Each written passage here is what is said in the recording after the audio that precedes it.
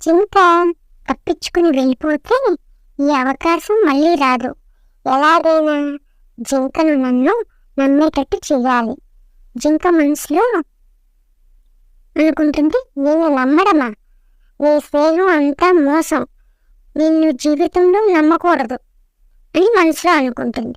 ఇంతలో చిలుక ముసలి మీద నమ్మకం లేక ముసలి వెనుకమాల వస్తుంది.